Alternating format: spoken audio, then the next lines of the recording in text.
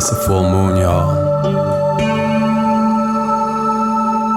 Here's a fun fact. In the northeast of the United States, it's rained plus or minus a day every single full moon for 8 years. Straight.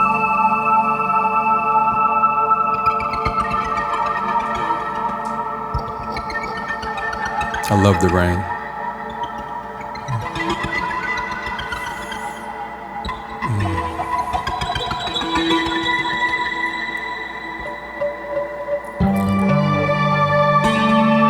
I want to thank my co-creator,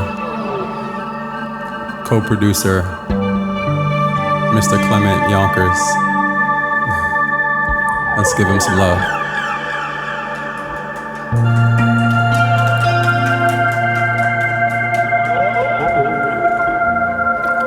And I also want to thank my crew here at the Imaginasium who've helped to bring this place to life, to provide a space for us to convene, to be in community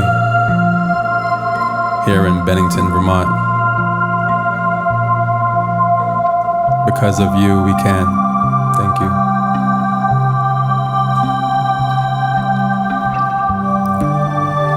And before we start this program, I would like to invite a dear friend in community, a professor at Bennington College, who will introduce themselves and their craft with you. And one thing I want to say is that as a resident member of the Imaginasium, Lena, you've inspired this event. So I want to say thank you. So without further ado, Lena.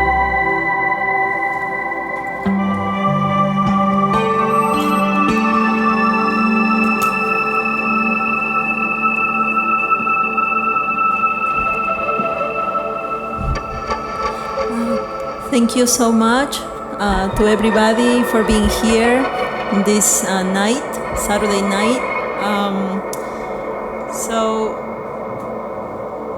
And thank you, Divine, for keeping that dream alive of creating bridges, solidarity, spaces for empathy. Divine asked me to think about Untold stories as an opening, and this is what I thought.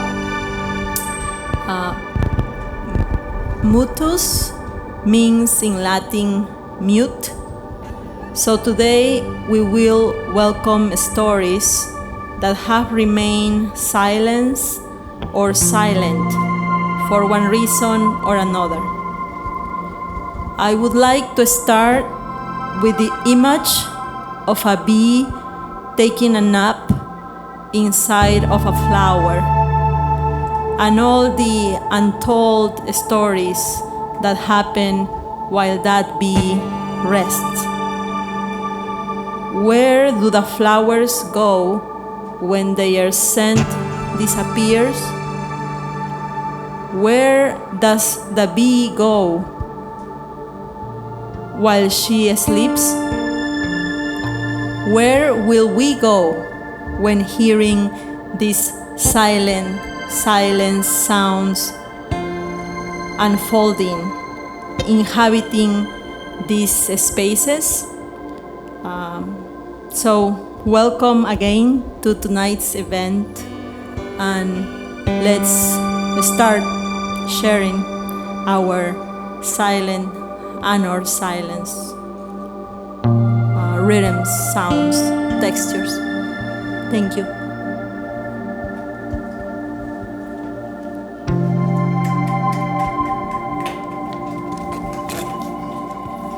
Y'all can snap. It's fine, y'all could. So, this experience is not just about Clement and I, or Lena being on stage. This is an experience that we're all gonna have together. It's called Ambient Connection because at the root of what it is that we're creating is an opportunity for us to feel connected to one another.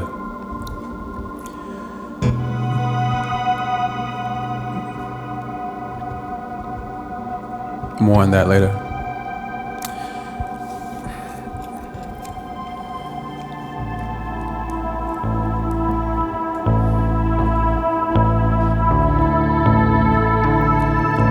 So at this moment, I'm gonna ask that you stop writing for a second. And I'm gonna take us through a journey. And I'm gonna ask for you to close your eyes on this journey and get real relaxed. So if you can put whatever you have in your hands down and give yourself an opportunity to just chill.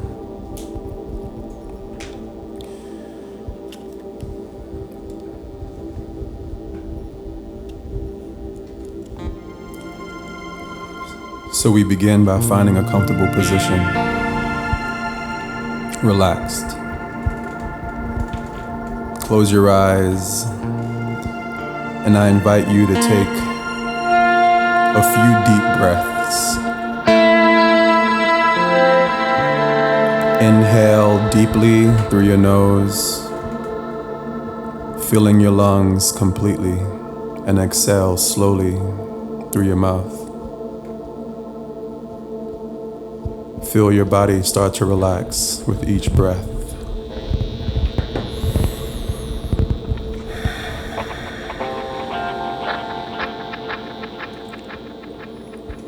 As we embark on this journey, let's focus on the power of vulnerability and the healing nature of sharing our untold stories. Allow yourself to be open, to be present, and to embrace your truest self.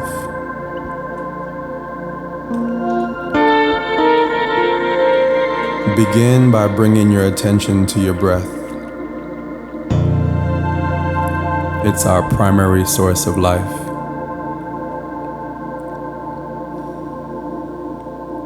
Notice the gentle rise and fall of your chest with each inhale.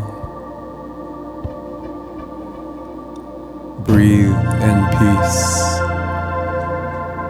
Exhale, calm.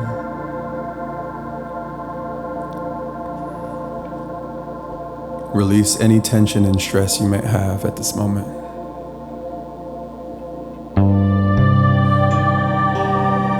Now imagine a safe, serene space where you feel completely at ease. It could be a quiet forest, a sunny waterfront, or a cozy room. I want you to picture yourself in this place, feeling secure and relaxed.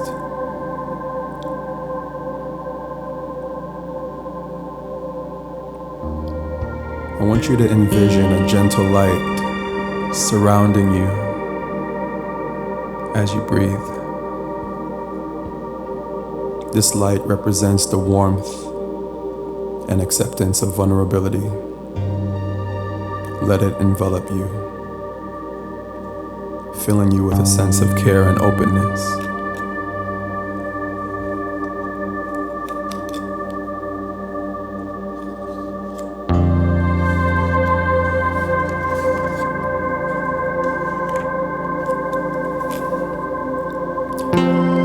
As you bask in this light, I invite you to reflect on a story within you that remains untold.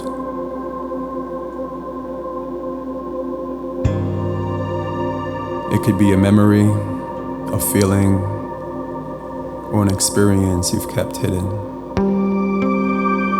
Allow yourself to gently bring this story to the surface, knowing you're in your safe space. Let's take a moment and acknowledge this story. feel the emotions associated with it without judgment.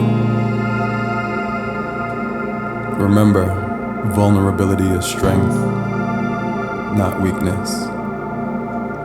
Acknowledging your story.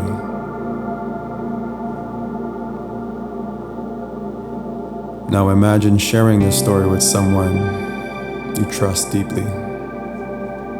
See their compassion in their face, their understanding eyes, and feel their supportive presence. As you share, notice how the weight of your untold story begins to lift, replaced by a sense of relief.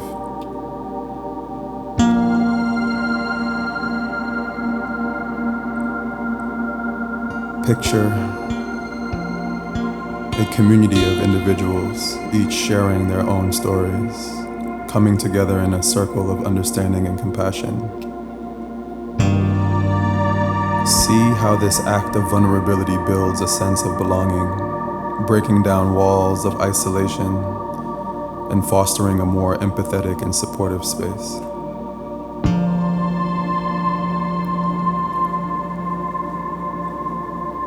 Take a few moments to sit with these feelings and connection.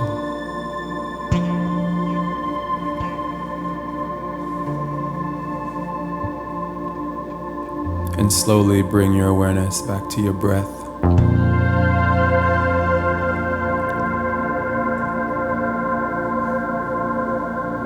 Inhale deeply, filling your lungs.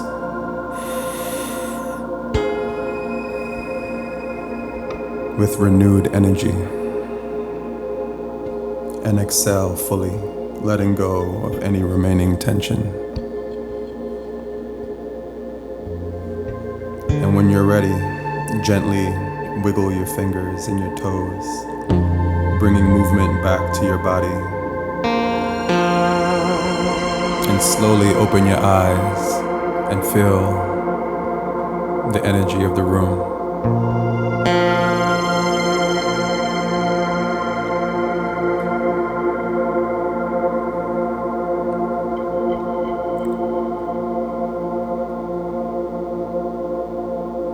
Take your time coming back to the present.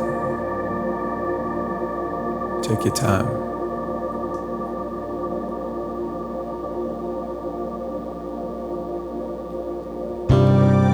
And also take the time slowly to look around at some of the faces inside the space and gently give a nod. Say hello with your eyes. Look at the people who you're sharing space with.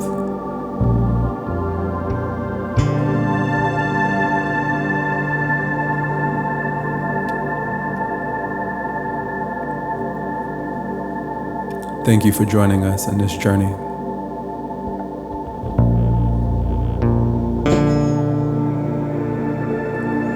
May you find peace and care, strength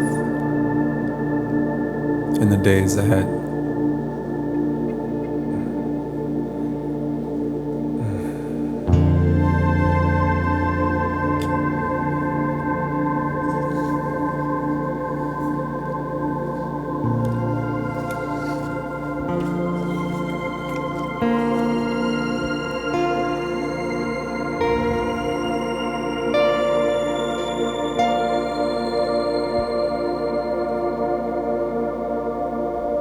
So I'm curious to know what inspired you to come to this event today.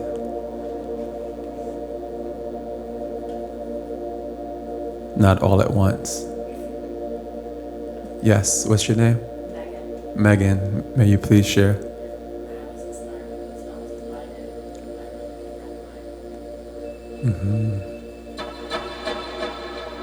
Thank you, really good friend of yours. Thank you, Megan, for coming. Anyone else like to share? What inspired you to attend this evening?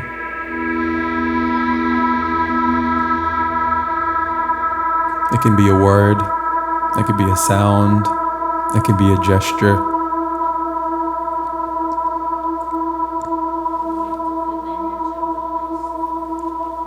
What's your name? My name is Sarah. Hello, Sarah. Hello, Divine.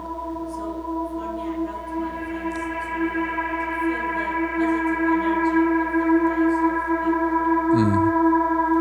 To feel the positive energy of the place. Thank you. I hear from one or two other people. I'd like to hear some more voices. Ditto. What's your name? Hello, Mary Jane. Hi, Divine. You told me to come and I came because I wanted to see the energy involved in the space and the process. Thank you. Yes. I'm glad you did too.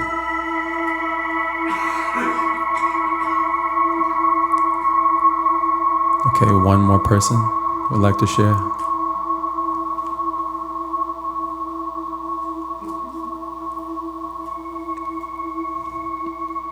What inspired you to come here today?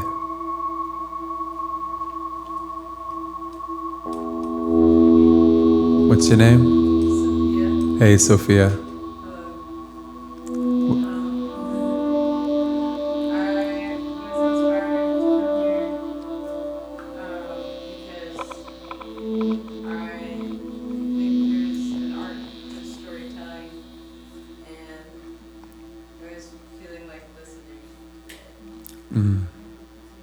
Shout out to listening. Thank you so much for coming through.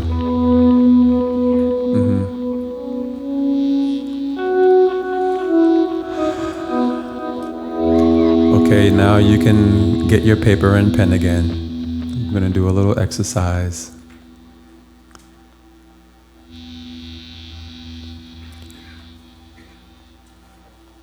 So in this following exercise, it's like you're going to hear a word poem, and you're going to see some visuals on the wall behind us. And the purpose of this exercise is just to stimulate thoughts, feelings. So whatever comes up for you, write it, draw it, doodle it, scribe it. If you feel inspired to write, whatever you need to write, whatever wants to come out, whatever you want to share, just put it out on a piece of paper. And if you need additional pieces of paper, we have some over here, and we have colored pencils as well.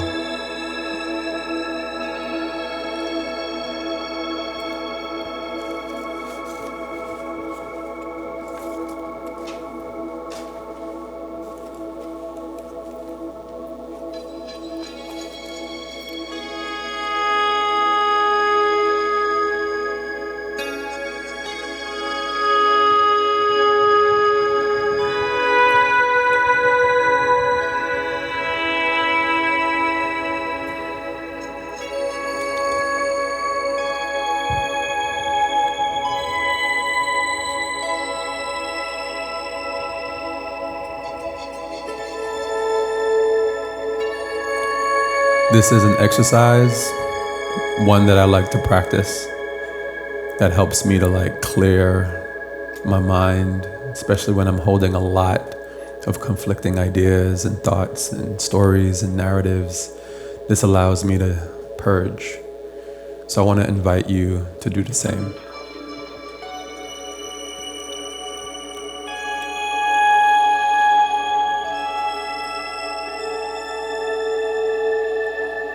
Open, loving, happy, interested, alive, positive, peaceful, strong, relaxed, free, receptive, accepting, kind, harmonious, empathetic, tolerant, understanding, easy, connected, friendly, approachable, outgoing, flowing, flexible, present, listening, welcoming, embracing, devoted, passionate, considerate, sensitive, tender, attracted, admiring, warm, touched, loved, gentle, allowing, non-judgmental, appreciative, humble, gracious, honoring, expansive, blissful, joyous, delighted, elated, jubilant, euphoric, festive, ecstatic, satisfied, cheerful, lighthearted, mellow, glorious, innocent, on top of the world, fascinated, intrigued, absorbed, inquisitive, involved, observant, aroused, thoughtful, focused, liberated, optimistic, animated, spirited, thrilled, wonderful, funny, great, giving, sharing, intelligent, equal, communicative, active, spunky, youthful, childlike, vigorous, engaged, bold, brave, daring, in the zone, eager, earnest, upbeat, creative, helpful, resourceful, motivated, responsive, conscientious, honored, privileged, adaptable, content, quiet, certain, relaxed, serene, comfortable, pleased, bright, surprised, clear, blessed, balanced, okay, adequate, authentic, sincere, forgiving, stable, composed, truthful, perseverant, mature, radiant, unhurried, open-minded, unassuming, light, loved, spontaneous, healthy, rested, graceful, natural, centered, inspired,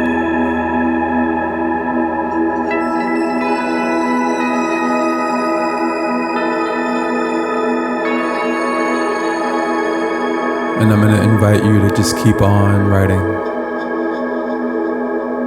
for the next few moments.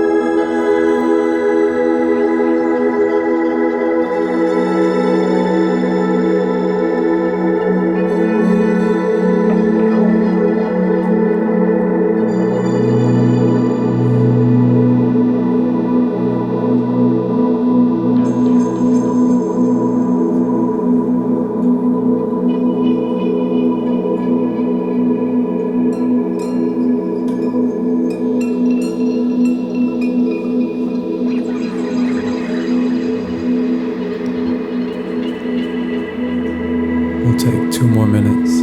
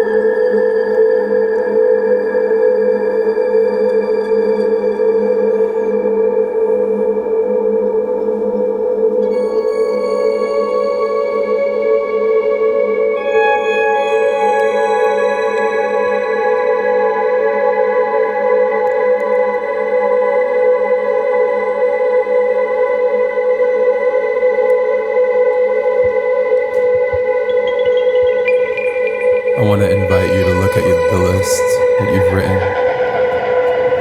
Look at your paper. Look at the patterns.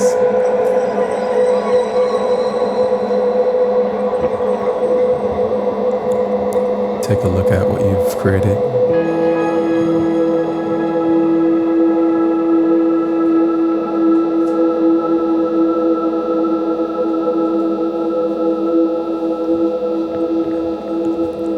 Take a look at what's jumping out at you.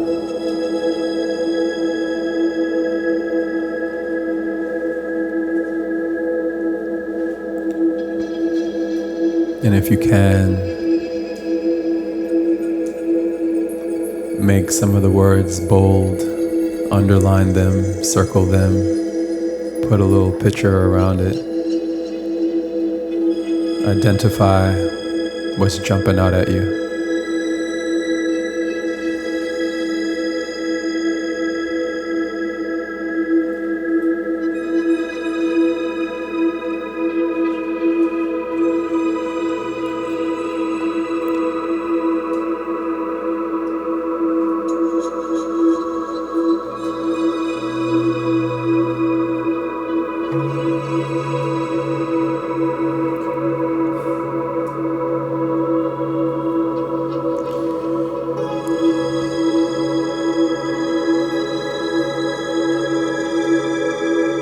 And the final part of this exercise is we're going to take the next 10 minutes, and we have 3 sections in this space. We have an art gallery in the back. We have a lounge behind the stage. And we have a craft studio on this end.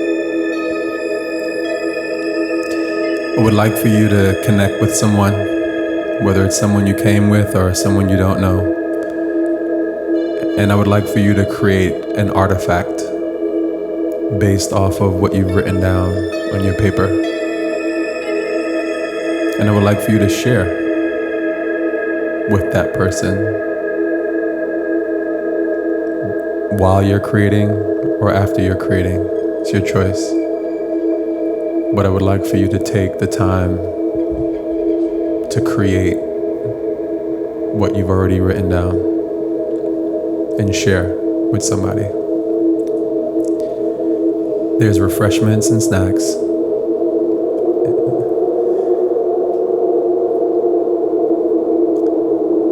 Ten minutes starts now.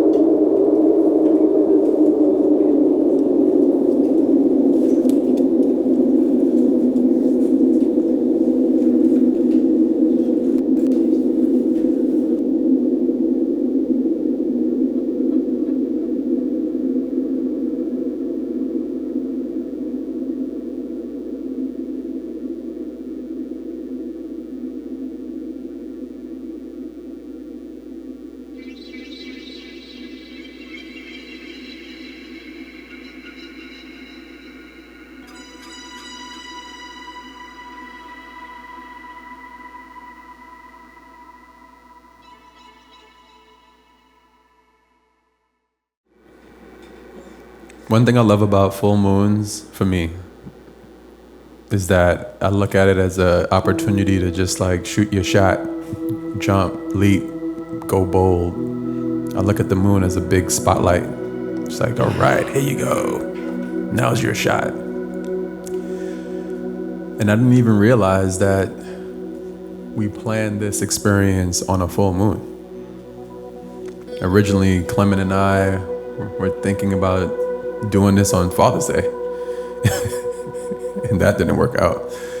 And so we decided to do it the following weekend. And it just so happens to be the full moon. And because we originally were thinking about Father's Day, my untold story just so happens to be about my father. And I'm taking a leap. I'm being vulnerable. I'm bearing it all. I don't know if it's all though. It's never all.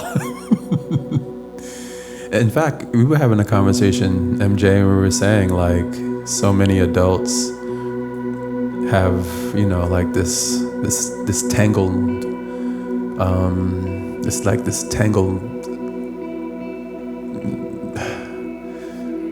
this connective tissue to traumas and memories of everybody. No one's exempt from it. And the reason why I wanted to go through that word poem is because when I was thinking about sharing an untold story about my father, I realized that I was holding on to specific memories, and I wasn't allowing myself to go beyond just the memories. And Marka, we was having a conversation recently, and we shared, and we were connecting on like our shared essence of holding memories of our parents, you know, and why we hold these specific type of memories. And I wanted to go beyond those memories and allow myself to go into the periphery, the blind spots of these memories. And so this is an attempt.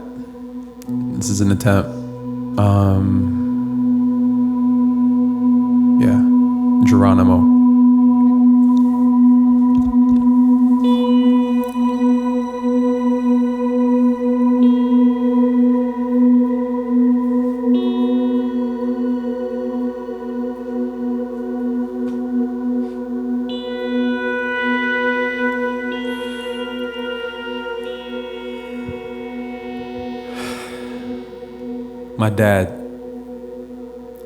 My dad was a matchmaker. No, literally. He literally made matches. He manufactured matches. It was called Toucan matches. A well-known entrepreneur in Belize that got his start working with his father in the timber industry. He sold wooden fire sticks all over the country, and many Belizeans knew about toucan matches because it was like the only national match in the whole country. And the slogan was, well, if one can't, two can.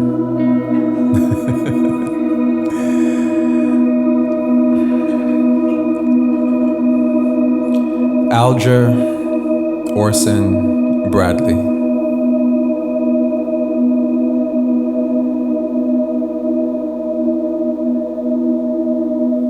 See the resemblance?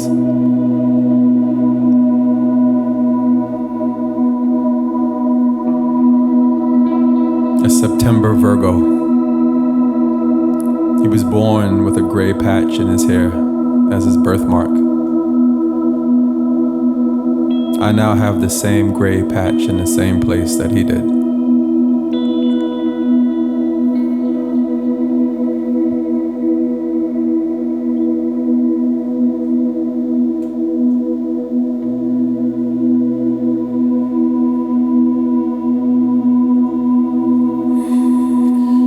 My father was known as a charismatic person that knew a lot of people. He loved the game of soccer and would eventually go on to play professionally and became a commentator for the sport. Both of his parents were Belizean. His dad, though, was Belizean and Syrian, which I just found out. His mom was a good old-fashioned Belizean woman, mostly Maya. I never met my grandmother, but definitely met my granddad.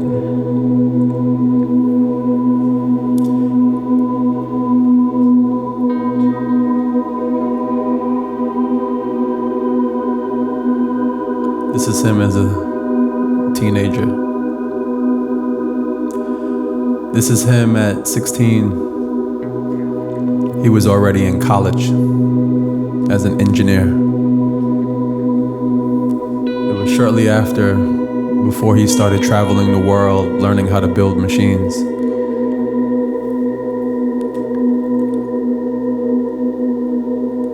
It's him for the Belize team. Can you see him? Can you find him?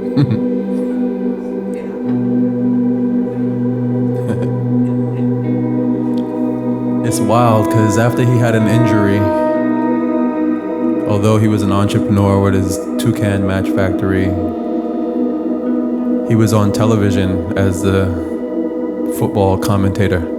Everybody knew him. They called him Donnie Blocka. This photo is one of the only 2 photos I have with my dad. It was taken in New Orleans after one of his chemotherapy treatments. We had just reconnected after years of no contact. We had a pleasant visit, and he spoke a lot about the beauty of impermanence and the joy of expecting his first grandchild. He spoke so clearly and directly to his cancer, so matter-of-factly, and said, "This is how life goes, son, and to simply live your best life until the end." He said,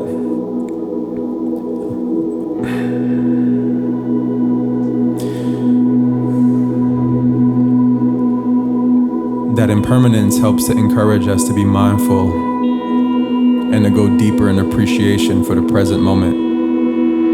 It helps us to understand that nothing lasts forever. It helps us to be better equipped to handle change and uncertainty when they acknowledge the transient nature of life. That change often necessitates growth. That impermanence deepens relationships by reminding individuals to cherish time with loved ones and resolve conflicts promptly. That impermanence is the fleeting nature of the beauty in this world, such as a sunset or a blooming flower, and it can make experiences more poignant and valuable. He also said that many spiritual and philosophical traditions emphasize on impermanence as a path to enlightenment and a deeper understanding of life. Awareness of life's brevity can motivate individuals to pursue their passions, take risks, and not procrastinate on the important tasks. Then I wondered silently for years how much of his wisdom applied to his relationship with me, his son.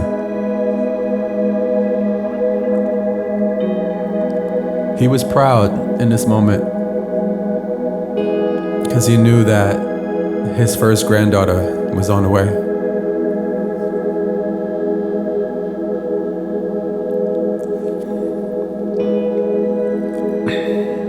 My father transitioned in September 2004. And my first child, Deasia Divine, was born in November, just weeks after my dad had passed. Although my father transitioned right before my daughter arrived, I believe that his love that I missed out on actually lives through the love that I feel for my children.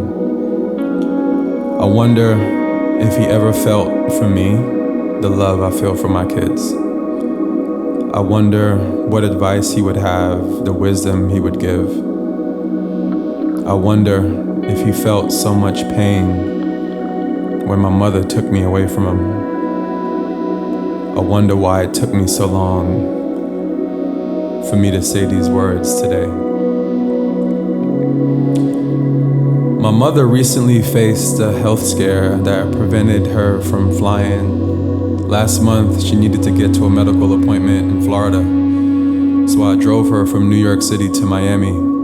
This was the second time in my life I had to come to terms with one of my parents experiencing a health issue that brought a profound sense of grief.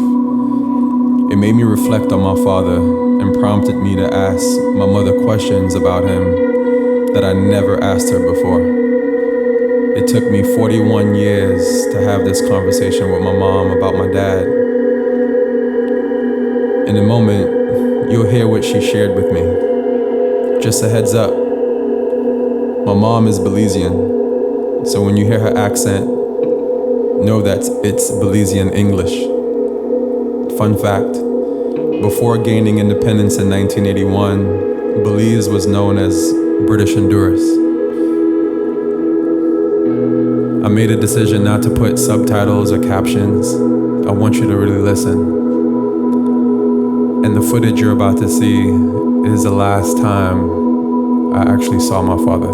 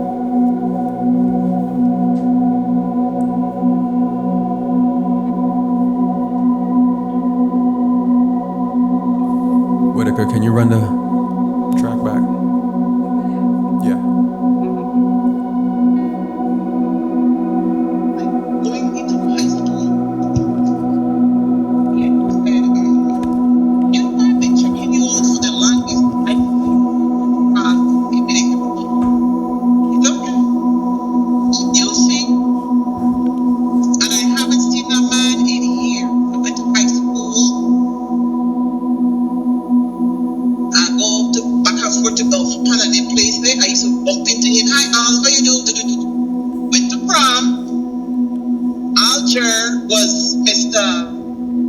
Casanova.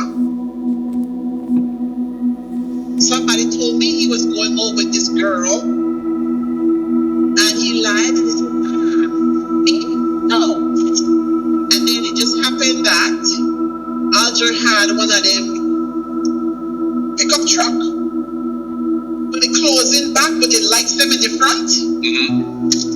And he went and put big wheels on this shit because that was a style back then. So raise them up with them big wheels. And Alger gone to this disco, they used to call it discotheque back then, with this girl. Park his truck outside this discotheque, and somebody decided to steal it. And the news tell you exactly which part of the truck they park in front of this disco place. And Alger never find the truck. They find the truck. Somebody stole it and sell it to the people in Curacao with hard cane. That's where they found the man truck. And I said, what were you doing in there? And lied to me that he was hanging out with some friends, you know, because Papa never want me to go no way. And one of my friends tell me, said, did you hear? Telling all that the gossip, don't believe Alger being at this thing with this girl. Dancing away,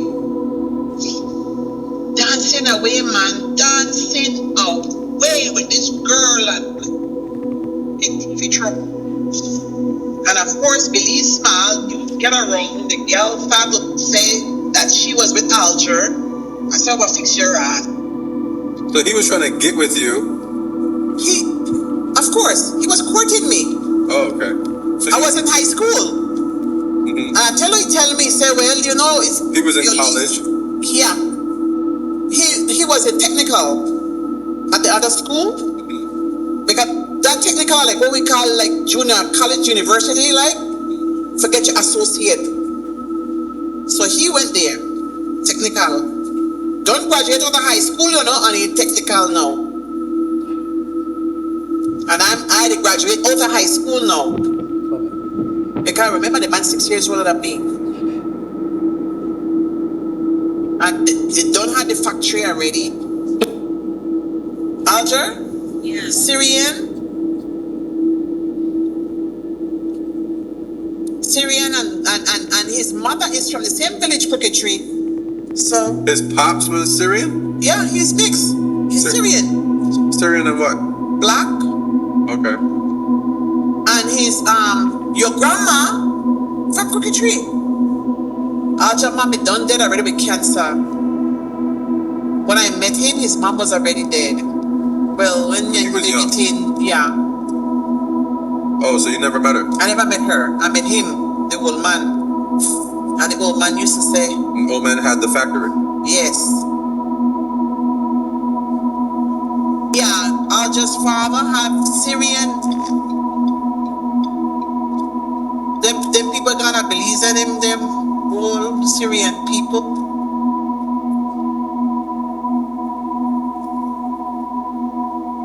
The Bradleys them, yeah. And his father was in charge of agriculture down there. And Aunt May used to live right there, Pomona. And then you came, because then the man tell me, say he got rid of the girl. After that embarrassing night, because they say, invite him to come. And he went, no, you gone because you want gone. And then two will make it look stupid because I'm a carrying a prom. The man was boiling until he even reached a point and tell me, so that's cool because I have my girlfriend, she's in California. I said, that's all right. You don't care with that prom, but it's all right. I go to California because I have a girlfriend there. I'm like, okay, be my guest. And yes, he did went to California and came back. He came back thinking he gonna hurt me. Came back for the New Year's. He thought he owned me. That man, oh shit. I tell him, I may be went barefooted in Belize almost every year. Nope, not me. Not Deborah. Then when you came, it got worse. What got worse? Because nobody can touch you. Nope, only Sonia. Only Sonia. If I'll just see me pushing you in a stroller and I'm talking to somebody, no. If I have to go to Belize City, he have to be the one to take me to Belize City with you, because you can't be with dirty people and oh my God. You came out one day, you know, babies have sensitive skin, and I don't know, but you had like little pimples on your cheek. Maybe from people touching you, that's what the doctor said. And I tell you, Alja gone and grab you from Sonia and take you to the hospital itself.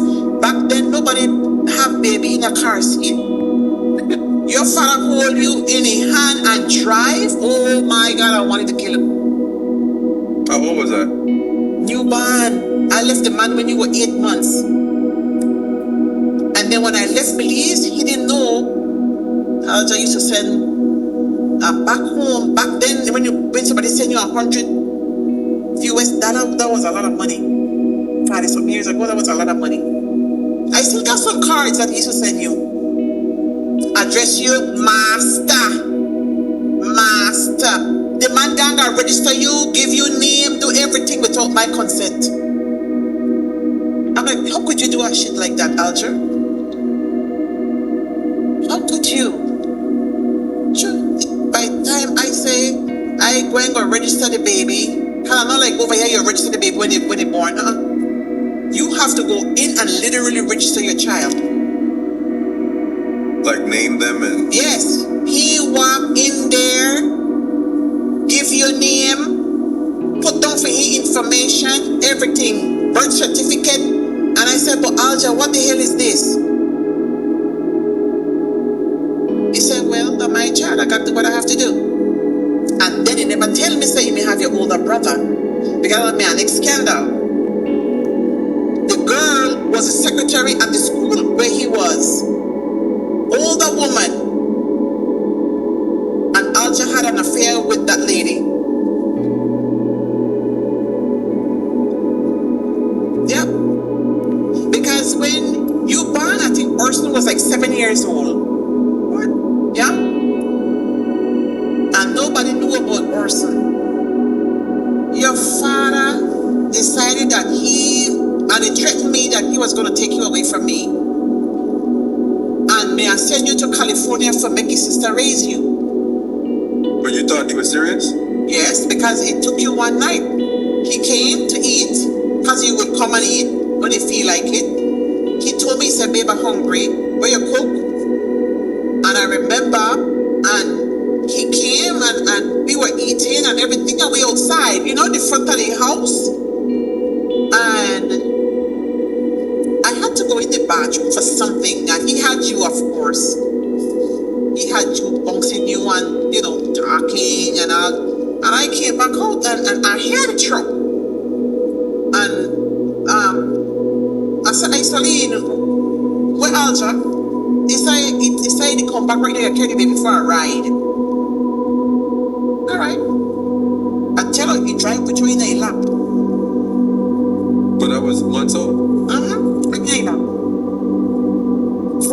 He hold you in on the right hand, and he drive with the left hand. And Mr. Alger decided that he was going to take you for a very long ride. Midnight, no Alger. I called, no answer. I went to the house in the darkness. Alger went to his sister's house. Now the Alger gonna spend the night with you. I called Daddy. I said, Daddy, Alger walk away with my baby. I don't know which part Alger did. He kept threatening me that I'm not gonna raise his son, and he's gonna raise him his way, and he sent him to California. I said, Dad, my father said, we're gonna put alert out now. If you not come with the baby tomorrow morning, you can't there far with the baby. Can you carry with the clothes that you had on? But then I forgot the man had pampers and stuff at his house too for you. And you were breastfeeding. He man down with you. Next day morning, I'm like, I can't go to work. I have to find my child. So daddy called his father and threatened the man. So y'all argued, or he just took? The man just walk off with you. I tell you, the man come eat and we outside the talk. I gone inside for gang, I use the bathroom. Come back out. You gone. He gone, the truck gone. Because sometimes he would take you, follow you ride and bring you back. Or, take you to the house, make you with your grandpa and them and bring you back. You don't come back. Midnight? Nope. My breast full with milk. No, baby. I said, oh, God. How old was that? You were like about 6 months. About 6 months. And I started to plan.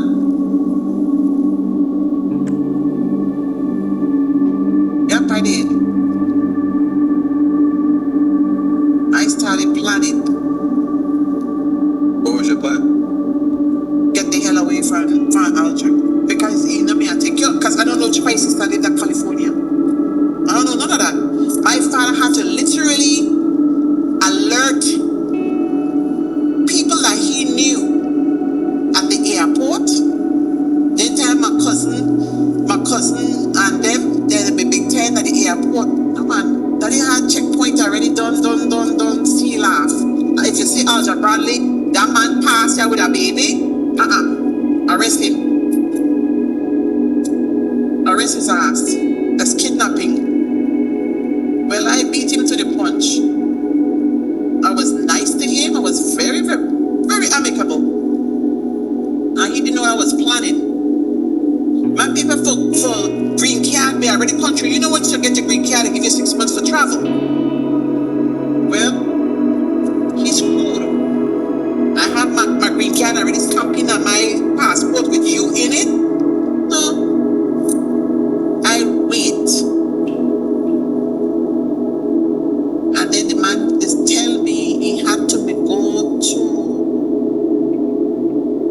somewhere in Guatemala for Ghana, open up some kind of distribution that pretend one of them places he had to go. So perfect. And I tell mommy, I tell my mother, and I tell well, my grandpa, of course, me know my dad. Let me know that this was my plan. But I never tell anybody else what I was going to do, because you never know. I'll just be friend with every freaking body. And I gone to the airport.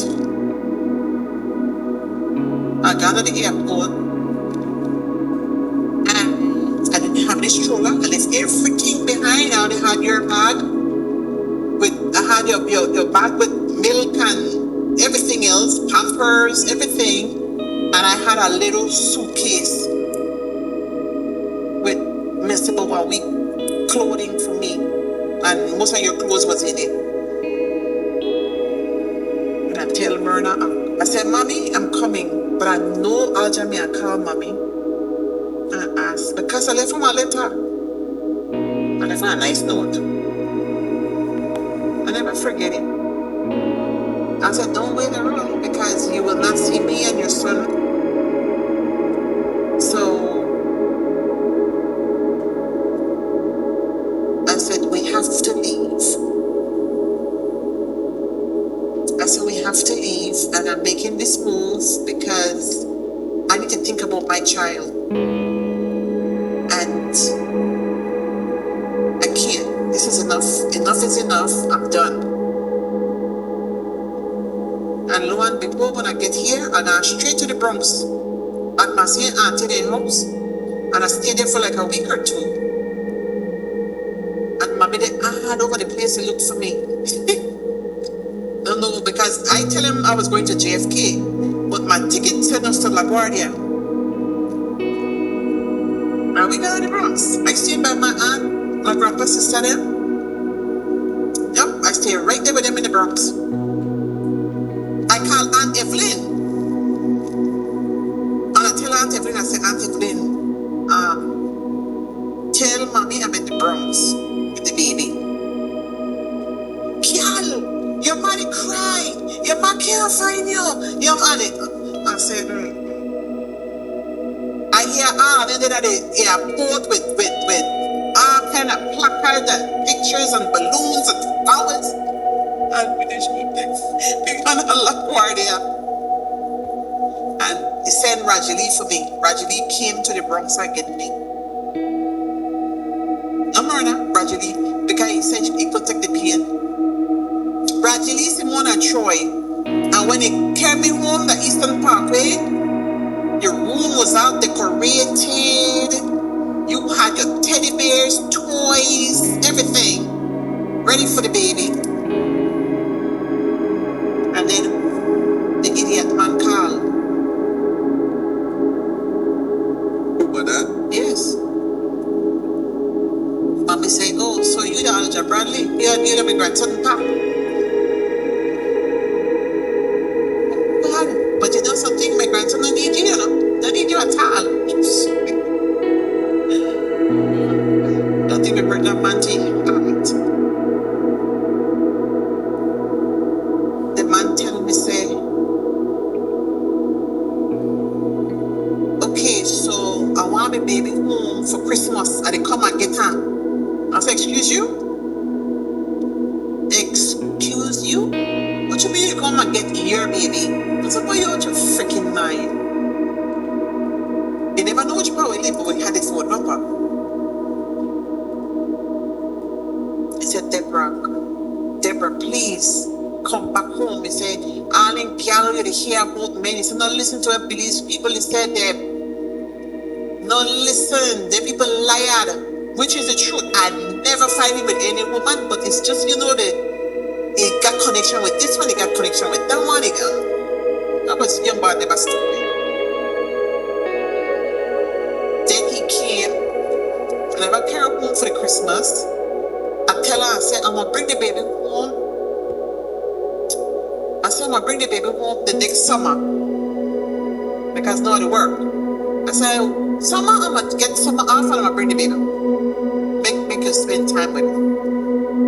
I kept my word. I never got summer, I got the Easter. And it was nice. He never mentioned nothing else about take you. He never mentioned none of that good stuff because I was right there. I want the baby to spend a couple days with me. No. He's not going to spend any couple days with you. That when you start to talk, you remember you spend time with her under the house? I'll tell me don't ban. Give me what, 4? Right? So I never spent the night with him prior to that? By yourself? Hell to the no.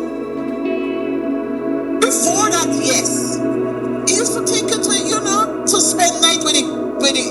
I used to pump the breast milk out and thing. That was the only time I had to say, okay. Or if I'm there with him, then you are wrong him. But after he kept threatening me that he gonna take you from me, hell to the no. Why did he want to take you? Take me from you? Because I saw these idiot words. It's my boy, my son. No. I know the world thought that you were his only child. Until one day I said to him, Alja, you must not expect me out of the way for you to act like this. But then women, I said, you must. And Alja kept that story until you may done must about 3 or 4. And I approached her and said, Alja, so when were you going to tell me you have a son? I never tell her that the girl tell me the story behind the secretary. And so he tell me, say, well, so they say I have a child out there. So they say I got a child out there. But me not got no proof because me don't know. And I left it at that. Right there in my brain, you lied to me again. Because everybody felt like you the first child this man had.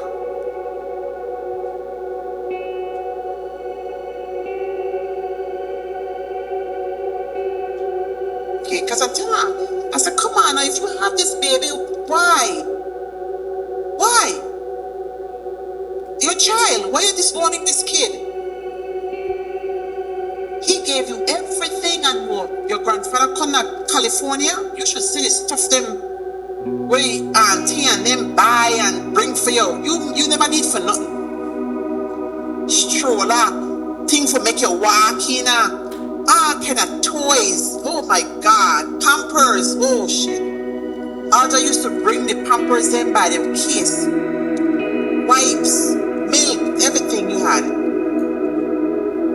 You came exactly October. Come from January to October, so you've done another 9 months. Okay then. Alta came to spend the New Year's with me. Came to spend the New Year's with me. Your father used to come on the way to anywhere. Your father used to make sure he asked, come here, come and see you.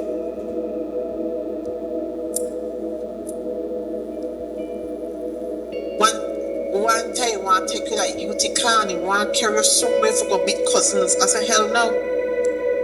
No. No. First of all, you're not driving. Secondly, how the baby will get to Utica? To your people, no. You think he was sad and upset by that? Of course. And then what pissed me off too when you get married, I have to discuss it with my wife when I can have my son. I was like,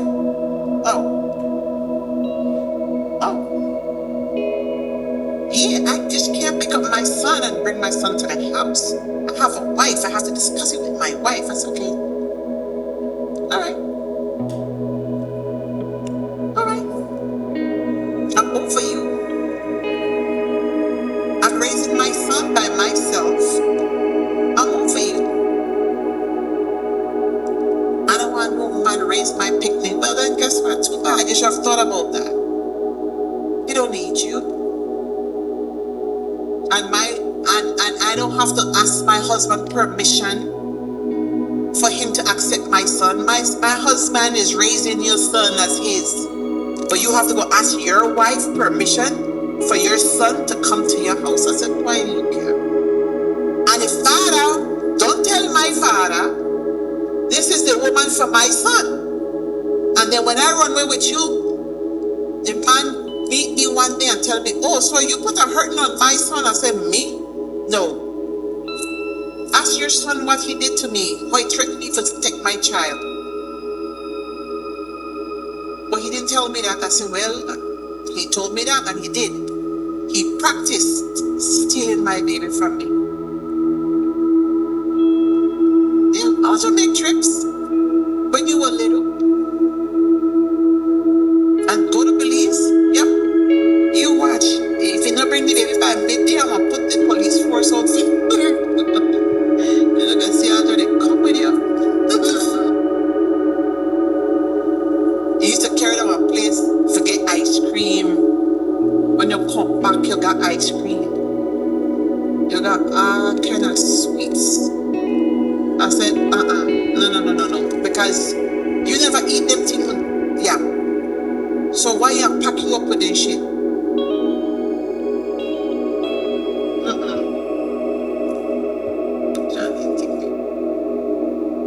But wait, when my son get older, my son will do this, my son will do that, my son will do the next. I'm like, good for you.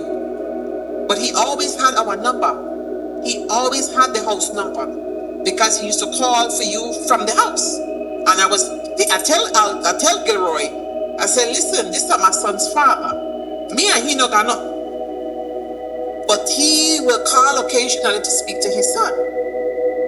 Is it okay with you? Well, I just have to tell him that because okay or not, that I'm your pop. And he would call. So I tell you, he call, the home. Okay, then I'll call back. I don't know.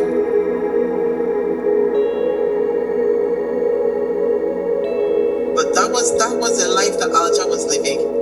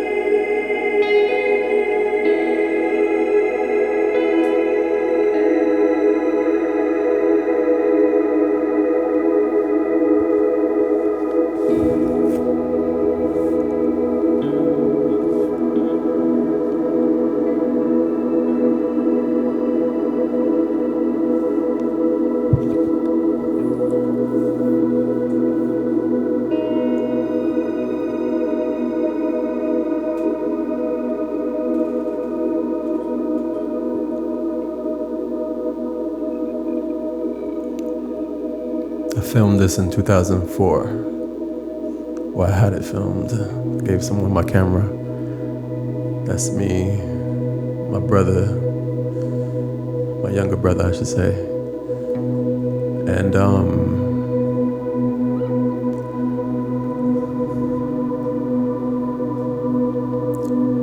the first time I saw this footage was last week.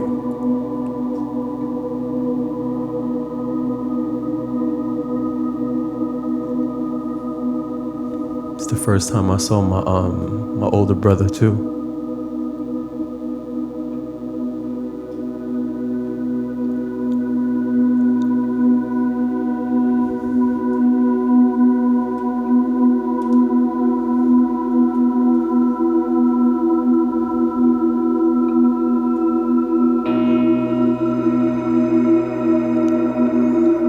And it was a bunch of people who came out this day too. It was packed. I didn't share what the place actually looked like when it was like fully packed.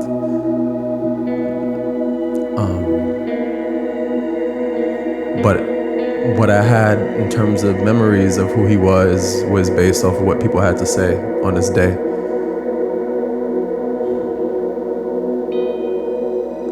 And now I have the deleted scenes that I got from my mom's, you know?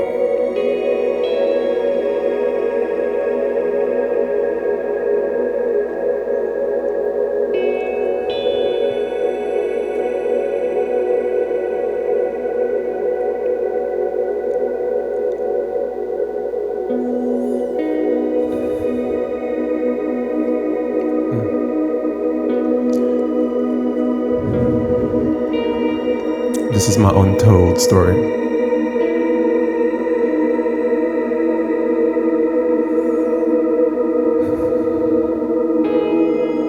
Thank you.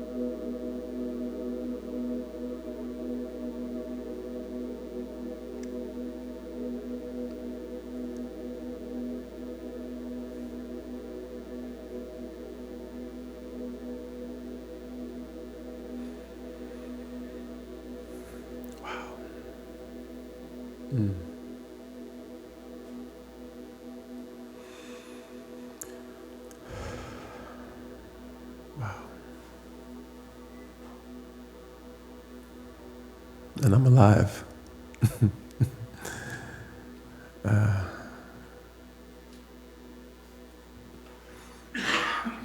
Thank y'all so much.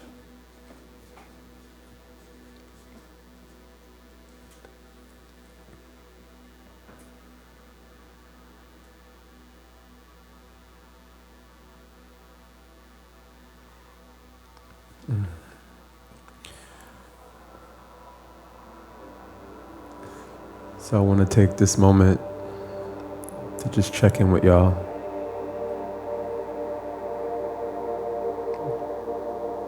Is anything you'd like to share? Anything that's coming up for you? Moving you? Anything that resonates or is connected to you in your story?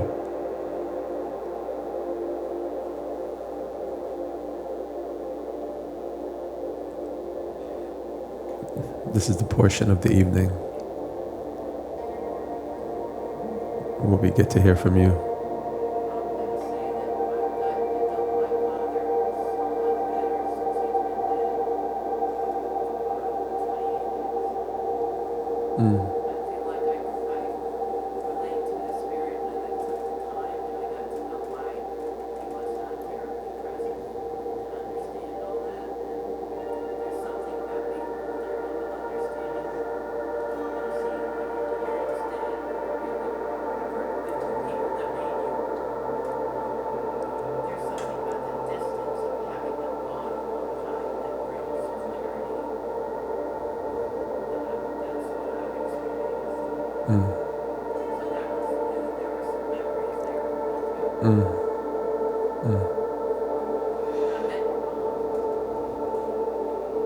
You met my mom.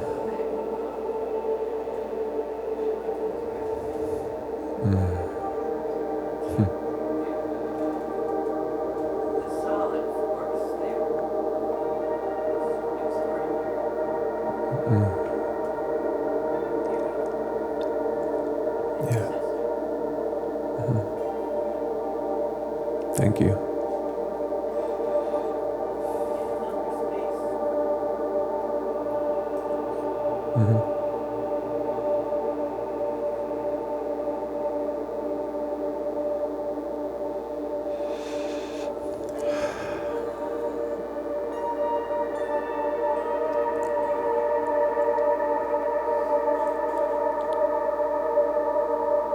So what's resonant about what you just shared about the distance and time?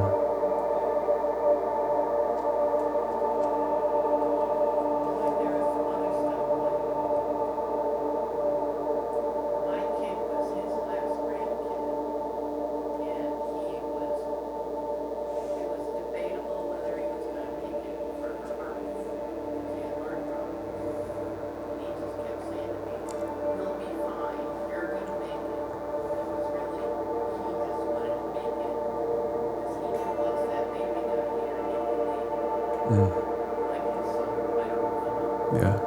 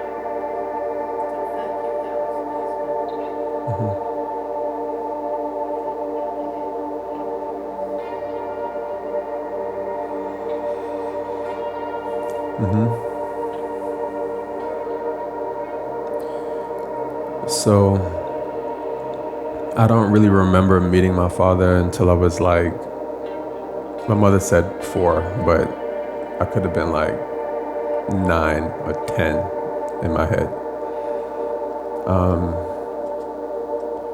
And from 9 or 10 to like 13 is the only times I remember being with him. And then there was a huge gap from like 13 to like 21. It's 21 when I reconnected with him. Because he was also, when I reconnected with him is when I found out he had cancer. And reconnecting with him made it all like go away. And for me, growing up, I never really I thought fathers were like uncles. Just a bunch of them. It wasn't just one. Like everybody's a father. And so I thought my first father was my granddad, my grandmother's husband. When I first came to New York, I called him Dad. He was a Vietnam vet. And then my mother got married when I was 4 to my step-pops. And I called him, I never called him Dad actually, I called him by his nickname all my life to this date.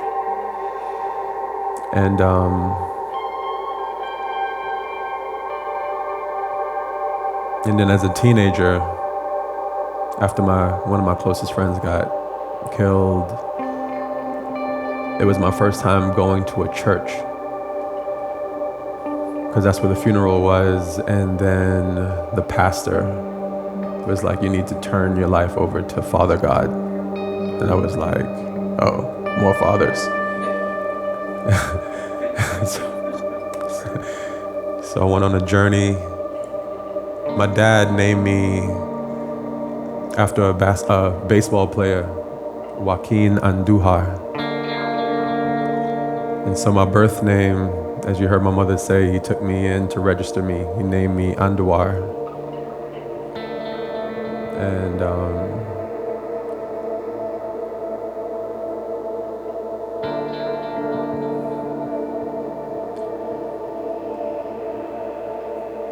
I always had this like denial of like,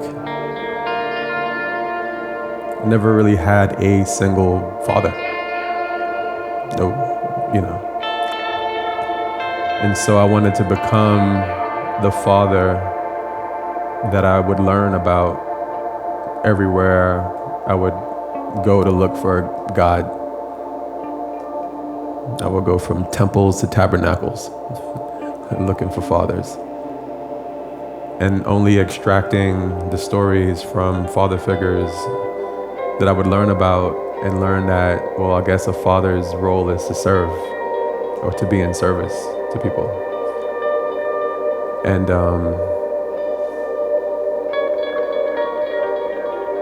yeah. So divine comes from my community. Because every time I would go out looking for Father God, I would come back and share with everyone my stories about my findings of Father God. And the old heads used to always say like, you know, because they would see me do community service all the time. And they would say, man, you're just divine. And I was like, we all are. And so I committed my life as a teenager to serving people, the community. And I just did what the people did in these stories.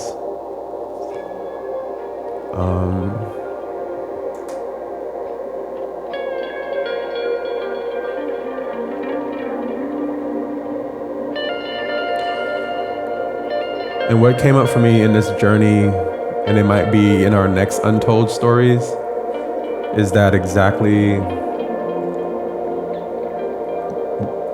what my father went through with my mother. Specifically, having my mom take me away from my dad. I experienced that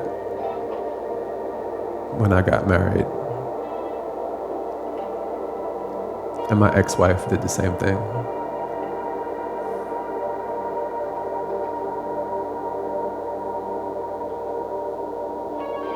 And it wasn't because I was controlling.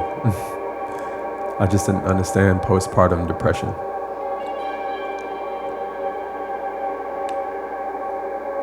But I'll save that for the next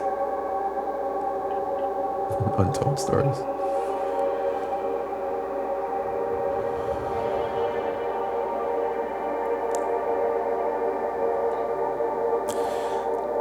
So if anyone would like to share, would like to get on the mic, if you feel moved or inspired, want to share some words, feel inspired to share a poem,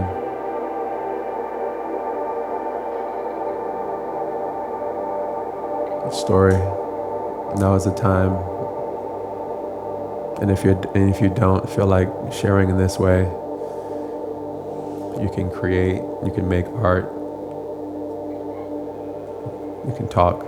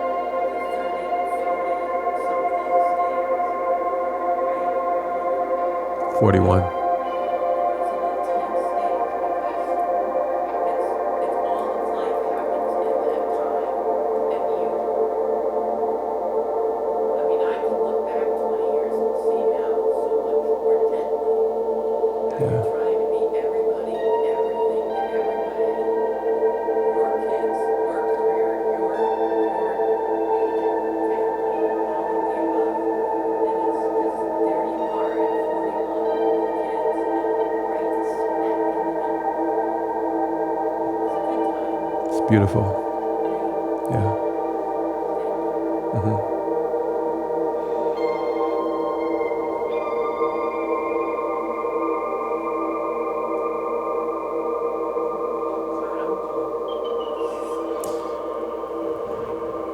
Clement Yonkers, everybody.